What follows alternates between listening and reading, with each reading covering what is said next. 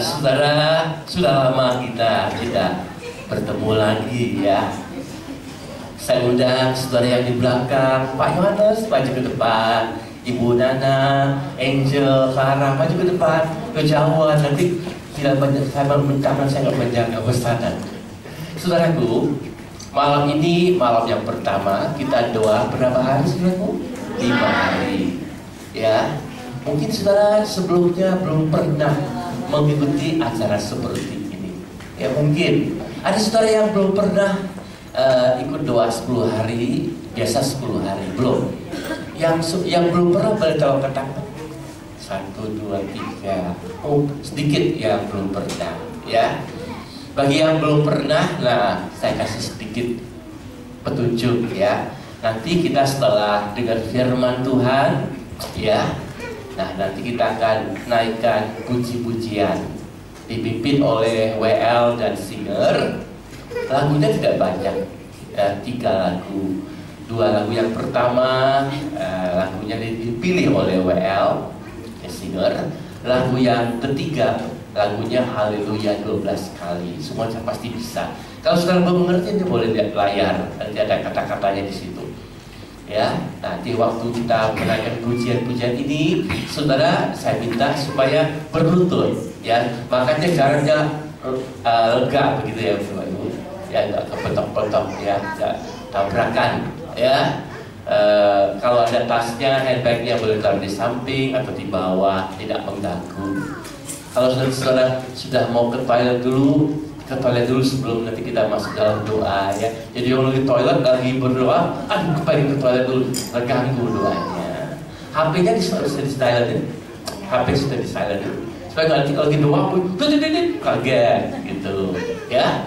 Jadi nanti waktu doa, nanti kami hamba Tuhan melayani ya, mendoakan saudara dengan menumpangkan tangan. Ya, kalau saudara belum ditumpangin tangan jangan marah. Ya mungkin besok, mungkin hari ketiga, ya. Nanti hamba Tuhan yang menumpangi tangan berdoa buat saudara, saudara aminkan. Kalau saudara sujud berlutut begitu, saudara juga memuji Tuhan, menyembah Tuhan. Haleluya, terima kasih Tuhan, Kau sungguh baik Tuhan, Kau luar biasa Tuhan. Haleluya. Tapi saudaraku dalam memuji itu jangan jerit-jerit. Haleluya. Ini hansip datang loh, ada apa gitu ya. Jadi saudara tenang, sikapnya tertib ya. Kalau saudara berbahasa juga jangan sampai mengganggu sebelah saudara ya. Boleh kalau saudara dapat karunia silakan, kita tidak melarang ya. Tapi kalau saudara nggak bisa, jangan niru jangan ikut-ikutan yang sebelah. Saudara awas nih sandal baru, jangan ya. Kalau memang dapat karunia silakan. Ya, bisa mengerti saudaraku ya. Dan nanti kita juga mendoakan minyak ya. Jadi tiap malam ada minyak urapan yang didoakan. Untuk apa Pak Pendeta? Kalau ada yang sakit ya, setelah berdoa dioleskan minyak di dalam nama Yesus supaya disembuhkan. Kalau ada hantu, ada setan di rumah, ya ada, jangan kesetanan. Yang kesetanan juga boleh, kesetanan. Ya di minyak ini boleh dipercikan sedikit dalam nama Yesus, setan pergi. Gitu. Tapi berdoa dulu. Ya nanti kalau nggak sudah diserang, ya Tuhan lindungi saya. Ini ada setan yang mau ganggu saya. Ya saya bertindak. Ya dalam nama Yesus, percikan begitu. Ya, saudara bagaimana? Sudah pernah belum pakai minyak urapan? Kalau ada yang belum pernah, ya boleh tanyakan sama saya gimana pakainya Pak Pendeta. Gak usah banyak-banyak dicibur semua, jangan. Cepat habis, sedikit saja. Ini hanya sebagai tanda, ya simbol dari kuasa Roh Kudus yang bekerja. Ya, jadi minyaknya nanti saudara boleh minta dari Ibu Wati. Ibu Wati mana? Coba berdiri Ibu Wati itu. Ya, boleh minta yang butuh. Jangan iseng gratis ini, bukan iseng Bapak Ibu. Tapi percaya minyak ini ada kuasanya. Setelah didoakan, yang sakit tengah malam belum sempat ke dokter, Ya, dalam nama Yesus, aduh Tuhan sembuhkan saya, gitu. Percaya, oh gitu. Anak sakit, berarti panas tinggi, belum sempat ke dokter. Dalam nama Yesus Tuhan sembuhkan anak saya, gitu. Panasnya turun, gitu. Ya, itulah doa kita selama 5 hari ini. Nah, selama 5 hari ini, saudara juga boleh berdoa apa yang sedang saudara gumuli. Ya, mungkin ada yang menggumuli supaya suaminya bertobat. Suaminya jahat, suka mukulin, KDRT. Nah, boleh ya, supaya suaminya bertobat, tidak lagi ringan tangan, tidak lagi mukulin, boleh. Ya, biar mulutnya di stop sama Tuhan, gak bawel lagi. Ya, mungkin ada, aduh saya mau jual rumahnya kejual-jual juga, boleh gumuli dalam doa. Ya, aduh utang saya belum bisa lunas, boleh gumuli dalam doa. Tetapi tentunya yang lebih utama apa Bapak Ibu? Untuk memuliakan Tuhan, bukan karena utang. Ya, tapi biar Tuhan dipermuliakan. Saya lah Tuhan, malu kan utang dulu, gitu ya, supaya Tuhan yang dipermuliakan. Mungkin saudara bergumuli supaya di rumah saudara yang belum bertobat, sudah lama belum bertobat, saudara bisa doakan dalam 5 hari ini. Ya, saudara seperti merupakan satu pergumulan dalam doa. Doakan dari hari pertama sampai hari yang kelima. Nah, hari kelima nanti ditutup dengan perjamuan kudus. Ditutup dengan perjamuan kudus, sehingga tahun ini 5 hari kita gumuli supaya tahun depan 10 hari. Mau? Tahun kemarin 5 hari, tahun ini 5 hari lagi, tahun depan 10 hari. Ya, saudaraku, di Bogor, di berbagai tempat gereja doa 10 hari. Ya, sampai Bapak Ibu seluruh tewas terkapar. Ya, ada yang gak kuat begitu. Tiap malam, saya tiap malam ke Bogor 10 hari, baru selesai kemarin Minggu. Ya, kita mulai lagi Rabu ini, jadi saya 15 hari. Yang lain 10 hari, kita 15 hari. Yang dari Bogor 15 hari. Ya, saudara tekad, jangan sampai 5 hari ada yang bolong, ada yang mandol. Nggak sempat sekali. Jangan sampai sempat full. Ya, full 5 hari. Nggak ada yang absen sekali, sehari pun juga. Percaya, Tuhan saya mau 5 hari. Udah tekad begitu. Tekad kontrak mati 5 hari. Gitu ya. Ya, bagaimana? Mau? Boleh katakan sebelah 5 hari. 5 hari. Tidak boleh kurang. 5 hari tidak boleh kurang. Ya. Nah, malam hari ini kita awali dengan firman Tuhan. Selalu tiap 5 hari ini, selama 5 hari ini diawali firman Tuhan, baru nanti kita berdoa bersama. Kalau saudara nggak bisa berlutut, mungkin ada rematik, asam urat tinggi, nggak bisa berlutut, boleh duduk aja. Sudah tua lanjut usia, boleh duduk. Tapi kalau bisa berlutut, alangkah baiknya kita berlutut. Sebab saudara pernah lihat Tuhan Yesus berdoa di Taman Getsemani, posisinya bagaimana? Berlutut. Gitu. Malam hari ini mulai kita malam yang pertama. Siap? Tum. Ya, kita mulai. Ayat pertama.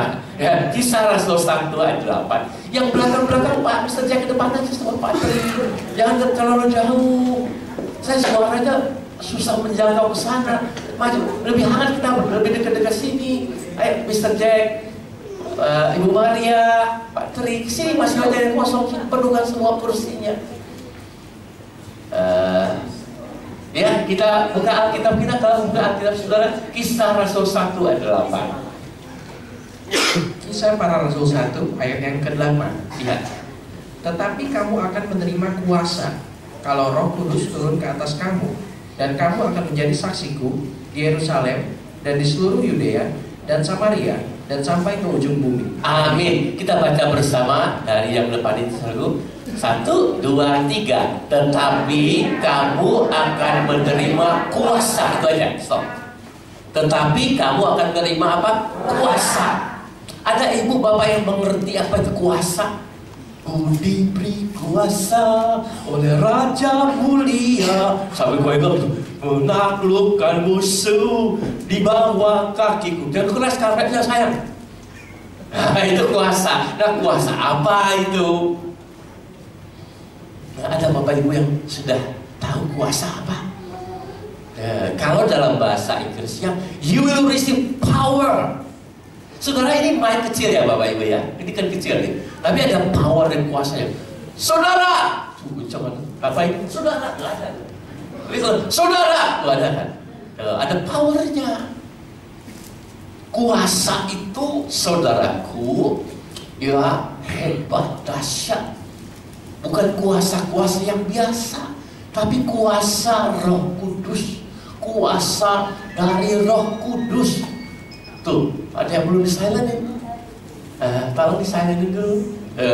Ya, supaya nanti tidak mengganggu lagi dong. Haleluya, haleluya. Wah, diam dulu sebentar. Nah, kembali kepada kuasa. Saudara, kuasa ini bukan kuasa yang biasa-biasa. Tuh, ada lagi. Kunaon? Cicing lah tuh.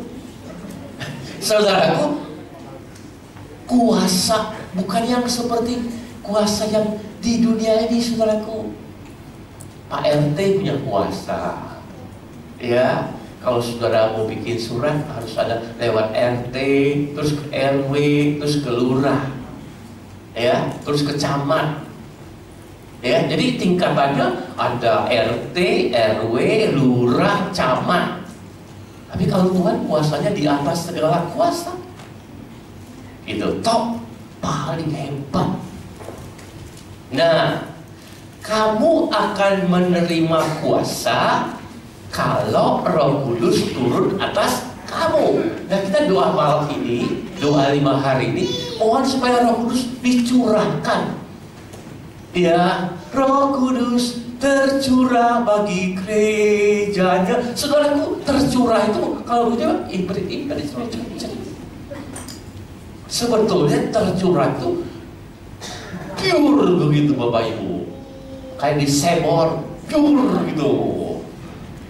Jadi ada yang pujian, ku diberi kuasa atau Roh Kudus tercurah. Wah, begitu hebat. Kalau saudara mau terima kuasa, amin.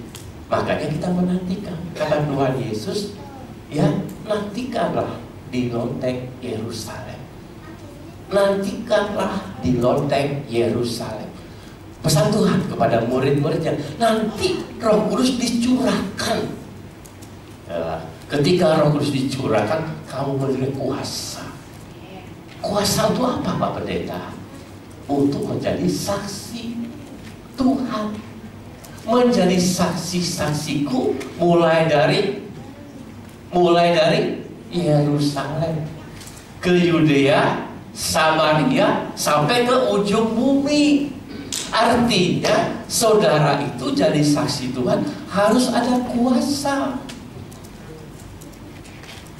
Kalau nggak ada kuasa, saudara saksi, percaya Tuhan Yesus, dia hebat lu. Kalau kita nggak ada kuasa, Allah, lu ngomong doang, gitu. Mana buktinya? Ya, nah malam ini saya memberi petunjuk kepada saudara bahwa kuasa itu hebat dalam hidup kita. Oleh kuasa itu kita menang. Oleh kuasa itu saudara saya lebih dari pemenang. Amin. Pertama kita lihat kuasa untuk apa? Mengalahkan siapa? Ibu Meni mengatakan iblis. Kalahkan siapa lagi? Siapa lagi Bapak Ibu? Halo? Iblis sudah, yang lain. Istri saya, jangan. Ya, kita lihat dulu yang pertama ini. Kita diberi kuasa supaya kita mengalahkan si iblis. Musuh kita itu si iblis. Ya, bukannya sebelah saudara. Musuhnya bukan di belakang saudara, bukan tetangga saudara, bukan yang di apa saudaraku yang tiap hari ketemu, bukan itu, tapi musuh saudara dan saya yang pertama-tama. Ingat, musuh kita itu si iblis. Kita harus lawan. Kalau lawan sendiri gak bisa Bapak Ibu. Makanya Tuhan Yesus katakan, kamu akan menerima kuasa ketika Roh Kudus turun atas kamu. Kuasa itu untuk mengalahkan siapa? Musuh kita, si iblis. Kata Rasul Petrus, kita buka ayatnya, 1 Petrus 5 ayat 8. 1 Petrus 5 ayat 8. Sudah ketemu? Ada yang nggak bawa Alkitab? Ada yang nggak bawa Alkitab? Halo? Yang nggak bawa ada? Bapak nggak bawa Alkitab? Nggak punya? Kalau nggak punya nanti saya beliin. Ya, nggak punya. Punya, kenapa nggak bawa? Bawa besok bawa ya Pak ya. Besok bawa, supaya itu senjata kita. Ya, kalau kita berperang tanpa senjata, kalah dulu, tembak duluan sama musuh. Ya, kita baca ayat ini. Kalau Bapak punya, yang sebelahnya atau di layar enggak itu Pak? Kalau baca. Ya, kalau kita baca bersama 1 Petrus 5 ayat ke-8. Sadarlah dan berjaga-jagalah, lawanmu si iblis berjalan keliling sama seperti singa yang mengaum-ngaum dan mencari orang yang dapat ditelannya. Sadarlah dan berjaga-jagalah. Siapa lawanmu? Sama-sama kita baca, lawanmu si iblis. Lawanmu si iblis, si setan, bukan si Selin. Lawanmu si iblis, si setan. Oh, Bapak setan, jangan dekat ke sini Pak. Oh, Bapak setan. Saya juga punya orang tua asuh namanya setan, makanya nama Sultan Tio, ada tanya. Betul. Tapi orangnya nggak kayak setan Bapak Ibu. Nah, ingat, waspada, lawan kita itu si setan, si iblis, yang kita harus lawan. Kenapa? Dia itu saudaraku berkeliling, berjalan keliling seperti singa yang mengaum-ngaum. Lalu dia mencari siapa? Orang yang dapat ditelannya. Bapak Ibu kalau nelan ada pakai gigi nggak? Nelan pakai gigi nggak? Enggak kan? Ditelan saudaraku, makan bubur telan aja, nggak usah dikunyah. Berarti si singanya ini, si iblisnya sudah ompong. Dia cuma bisa nelan. Siapa yang dapat ditelannya? Saudara harus jaga-jaga supaya dia nggak bisa nelan saudara. Saudara udah singa, waspada, siap. Begitu. Itu maksudnya Rasul Petrus. Lawan kita tuh si iblis. Dia keliling sana sini Bapak Ibu. Saudara mau ke gereja tadi, si iblis itu ngincer, dikasih hujan. Dan si iblis bilang tuh, udah hujan gak usah ke gereja, tinggal kehujanan pilek lu. Harus lawan iblis, tinggal lu. Itu Bapak, itu sehari-hari. Saudara mau berdoa si iblis, buat apa berdoa? Capek kan? Nah buktinya Tuhan gak jawab. Lu tuh udah bengkak-bengkak tuh. Mana udah si iblis begitu. Lawan kan. Doa orang yang beriman bila didoakan dengan yakin apa? Sangat besar. Itu Bapak Ibu. Iblis itu mencari kesempatan. Lawan. Kalau nggak ada kuasa Roh Kudus, kita kalah Bapak Ibu. Kita kalah. Si iblis sudah pengalaman Bapak Ibu. Zamannya Adam dan Hawa, dia sudah menjatuhkan si Hawa. Si Hawa dijatuhkan. Zaman nenek moyang kita si iblis sudah ada. Apalagi sekarang umurnya sudah berapa? Beribuan tahun, apa jutaan tahun saudara. Udah zaman baheula. Tuh, saudara, kalau nggak ada kuasa Roh Kudus, nggak berdaya, Bapak Ibu. Udah kamu kan capek, udahlah. Hujan juga ngapain ke gereja hari pertama, besok masih ada. Iblis pintar gitu, Bapak Ibu. Iblis itu licik. Kata Tuhan Yesus, kamu harus apa? Cerdik seperti ular. Si ular itu si iblis licik. Tapi kita harus tulus. Jangan mau kalah sama tipu daya si iblis. Udahlah Pak Benny, capek kan? Capek kan? Pak Benny capek gimana? Kalau iblis bilang capek deh, dia itu sih jauh. Hujan lagi, lawan dia, gak mau. Say no to iblis, say no to Satan, no. Gitu. Say yes to yes. Begitu Bapak Ibu, lawan. Jangan menyerah. Tidak boleh suami juga ke gereja, lawan. Kadang-kadang kita mau ke gereja dan dimarahin sama suami, Bapak Ibu. Itu iblis pintar. Dia tahu kelemahan saudara. Ya, malam ini oleh kuasa Roh Kudus kita lawan sih. Amin. Lawan, jangan menyerah. Dan ini jangan habis ya, jangan dilawan, aku nggak kuat nih. Jangan begitu. Saudara harus punya kuasa. Pergi. Jangan bis tantan, pergi tanya, pergi. Ini nggak mau pergi, harus dilawan. Ya, nah kita lanjut ayat yang kedua. Ayat kedua, kita lihat bagaimana dalam Andrew firman Tuhan selanjutnya. Matius 4 ayat 1 sampai 4. Matius 4 ayat 1 sampai 4. Bagaimana kita melawan si iblis, Bapak Ibu? Bapak Ibu pernah nggak lawan si iblis? Pernah, Pak? Kapan? Coba kita lihat ya, bagaimana kita melawan si iblis. Tuhan Yesus memberi contoh. Ya, tolong dibaca dulu. Matius 4. Matius 4 ayat 1 sampai 4. Pencobaan di padang gurun. Haleluya. Maka Yesus dibawa oleh Roh ke padang gurun untuk dicobai iblis. Dan setelah berpuasa 40 hari dan 40 malam, akhirnya laparlah Yesus. Lalu datanglah si pencoba itu dan berkata kepadanya, "Jika engkau anak Allah, perintahkanlah supaya batu-batu ini menjadi roti."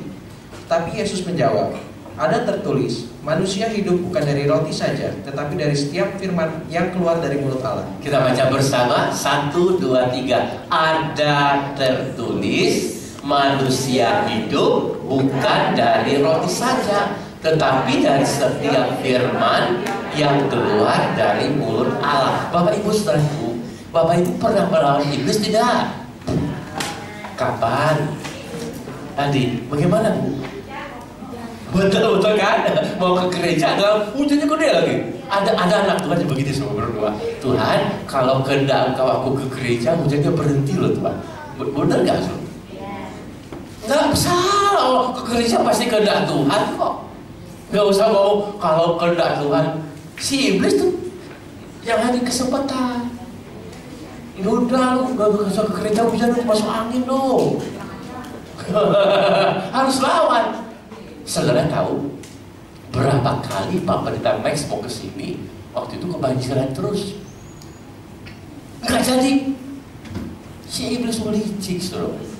Dia tahu Pak Max dari Bogor, kan jauh tuh, dia bikin banjir, nggak bisa datang kembali Bapak Ibu. Itu si iblis jahat benar, licik dia.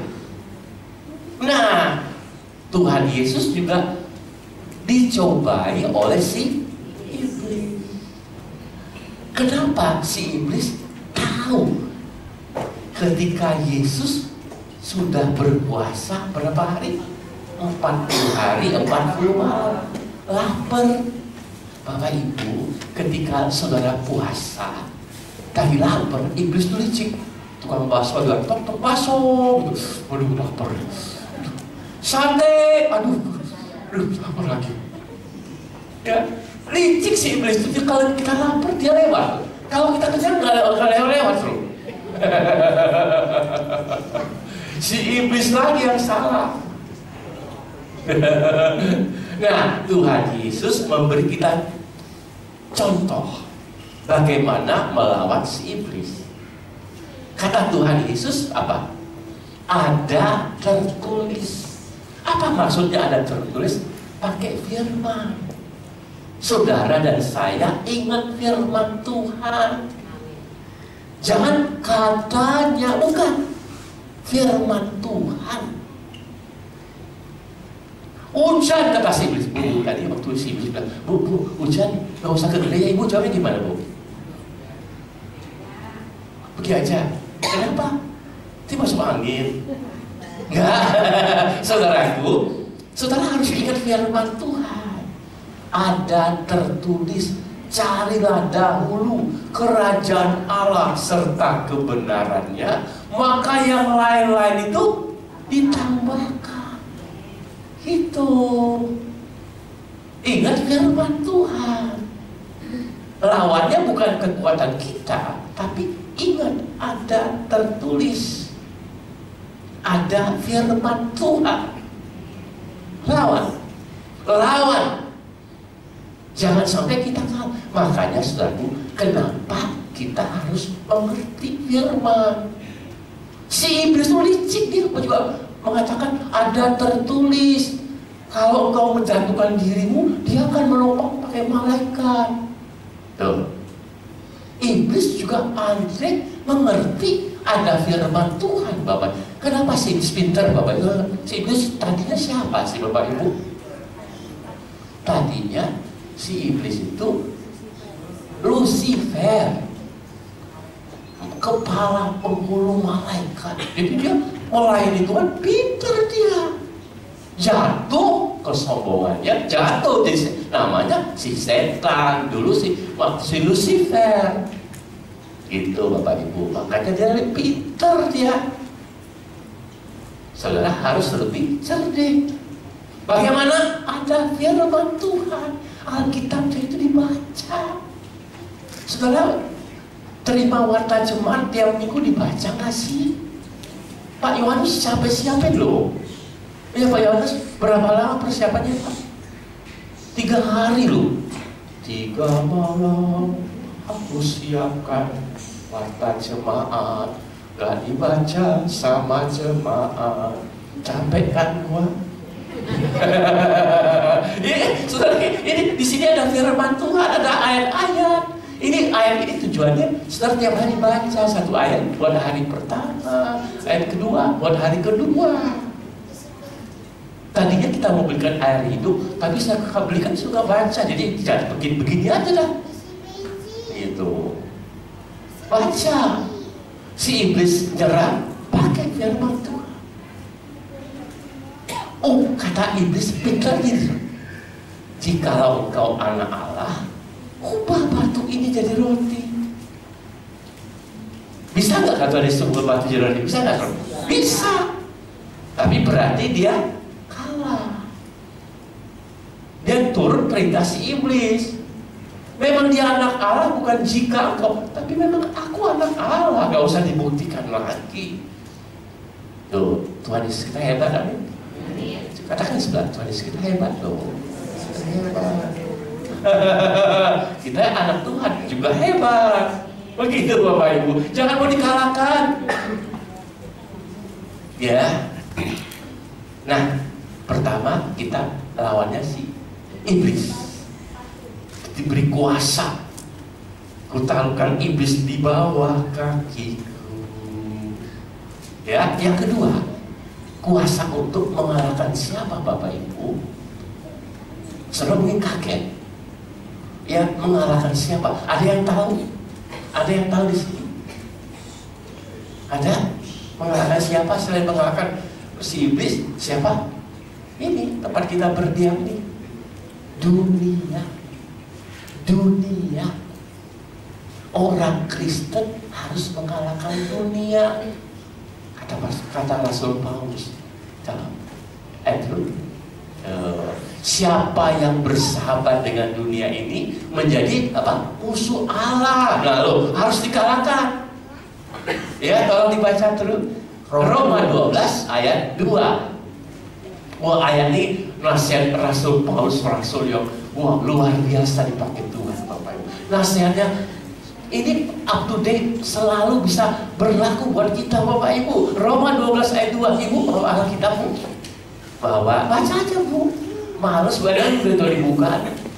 Saudaraku, bakal buka Alkitab lebih mantap, karena Alkitab itu pegangan kita, berasa semua. Ya, tapi memang lebih gampang pakai ini layar di sini langsung kelihatan jelas. Iya jelas. Ya tolong dibaca ya itu.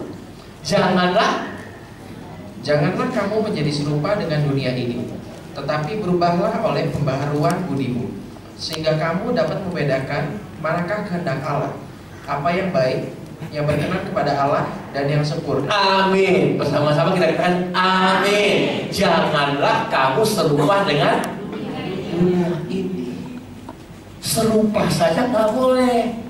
Bapak Ibu, siapa yang malam ini belum punya handphone? Semua sudah. Ya, semua di mana-mana saya lihat orang pakai handphone Bapak Ibu. Bahkan tukang bakso aja punya handphone Bapak Ibu. Lu pesan bakso berapa mangkok gitu, dia bisa antar ini Bapak Ibu. Tukang bakso yang lebih mengejutkan pemulung, dia lagi duduk di gerobaknya, telepon, ditanya sama temannya, lu lagi ngapain? Gue lagi nunggu pesanan. Padahal tidur di gerobaknya. Pemulung aja punya HP Bapak Ibu. Kalau nggak punya HP kayaknya kita tuh apa? Ketinggalan zaman. Di mana-mana udah pakai. Sekarang yang punya BB, BlackBerry, sudah punya? Siapa yang nggak punya? Kalau nggak punya BlackBerry, Blueberry aja dah. Siapa yang nggak punya sekarang iPhone, ganti iPhone. Yang paling baru apa Ki? Masa oke ketinggalan? Banyak kan kita seperti dunia. Orang pakai apa kita ikut-ikutan. Kalau nggak dianggap kuno, nggak gaul. Gitu. Ibu-ibu, baju ibu-ibu model siapa sekarang? Rambutnya model siapa? Kan gampang kita tuh mengikuti gaya dunia Bapak Ibu. Trennya dunia itu kayak apa sekarang? Di mana-mana tuh orang kayak ketawa-ketawa sendiri Bapak Ibu. Saya heran kenapa nih ketawa. Ini gak tahu lagi ngomong di handphone, gelo kan? Ketawa sendiri, ngomong sendiri. Sama siapa tuh? Nah, kita ini anak Tuhan. Kata Paulus, jangan serupa dunia. Dunia ini lagi gila Bapak Ibu. Dunia ini lagi gelo. Jangan kita ikut. Orang Jawa bilang, ojo melu-melu edan. Ya, zaman saiki zaman edan. Tapi ojo melu-melu edan. Betul ya Bu ya? Ibu dari Surabaya. Gimana Bu? Mau gimana Bu? Ya betul kita ya terus piye. Gak keduman, gak kebahagiaan kalau gak ikut-ikutan Bapak Ibu. Tapi lu yang benci orang melu edan. Lebih bagus kalau kita gak ikut. Gila Bapak Ibu, gila orang tuh. Ya di mana-mana orang tuh selalu aja. Saya bingung so, pembantu juga sekarang pakai bebel, pembantu ke bebel. Terus foto kayak apa namanya selfie. Heran saya. Anak dunia begitu, tapi anak Tuhan bagaimana? Jangan ikut-ikutan. Kok nggak boleh? Apa bedanya kita sama anak dunia? Kalau kita harus berani tampil beda, Bapak Ibu.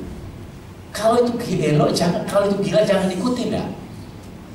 Kalau pada batas-batasnya ya supaya gampang kirim berita nggak apa-apa. Tapi jangan sampai kita mabuk dunia gitu loh Bapak Ibu. Orang dunia ini beli pulsa, sekarang yang jual pulsa di mana-mana Bapak Ibu. Pulsa cepat habis. Wah, cepat habis. Ya, sampai hutang-hutang di warung belum selesai, Bapak Ibu. Aduh, anak Tuhan jangan begitu. Gitu. Ibu-ibu, bapak-bapak, saudaraku, ya siapa lagi yang gila di dunia ini, Bapak Ibu? Di Grogol tuh Pak Pendeta Edi itu gereja Pak ini kan sebenarnya rumah sakit jiwa aja Pak ya. Orang Jakarta menurut statistik ya banyak yang sudah gila Bapak Ibu. Bener. Sayang rumah sakit jiwa cuma satu di Grogol, belum tambah lagi Bapak Ibu. Ya, jadi jangan serupa dunia. Kenapa Bapak kita?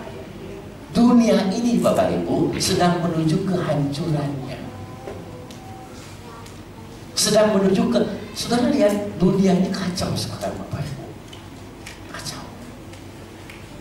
Harga gila-gilaan. Ya, kemudian orangnya juga sudah pada gila. Ya, pada gila, kerja tuh sampai lupa waktu Bapak Ibu. Sampai lupa waktu. Zaman dulu Pak, waktu saya ke Bogor tahun 20 tahun yang lalu, jam 8 tuh sudah mulai gelap ya kawannya, sepi. Sekarang jam 10 masih rame Bapak Ibu, macet lagi. Kenapa? Ikut-ikut kayak Jakarta. Jakarta sudah lebih gila, 24 jam. 7-Eleven. Bukanya berapa lama? 7 sampai 11 ya. Orang tuh kesel. Padahal saudaraku nggak makan apa-apa juga di situ, cuma nongkrong aja di situ. Heran. Kalau si Adi lari ke Starbucks dia. Aneh sekali orang tuh warung kopi ini kan gila minum kopi di mana kopi tuh. Karena Tuhan beda. Jangan serupa dengan dunia. Dunia harus kita lawan. Kebiasaan dunia. Banyak anak muda sekarang ikut dunia dugem. Dunia apa tuh? Gemerlap. Orang tidur dia bangun kayak kalong. Batman. Banyak anak remaja saya tanyakan tidur aja jam berapa? Jam 3 pagi. Semalam tuh sibuk surfing di internet. Waduh. Orang tua nasi udah leher udah mulut dicontoh, leher udah panjang kayak jerapah. Kita anak Tuhan, jangan sampai begitu. Bagaimana Pak Pendeta? Harus ada kuasa Roh Kudus. Kita bisa lawan. Kita nggak hanyut oleh dunia ini. Saudara, menurut penyelidikan di Jepang itu ada ikan yang lawan arus. Ikan yang lawan arus. Nah, dagingnya lebih enak, sob. Lebih enak. Kita juga anak Tuhan harus lawan arus. Jangan ikut dunia, ikut anut biar begitu. Kesana kemari, jangan. Beda. Nanti kita indah di mata Tuhan. Amin. Lain berikut kalau kita baca itu. Efesus 5 ayat 18. Ya, bagaimana supaya kita tidak serupa dunia.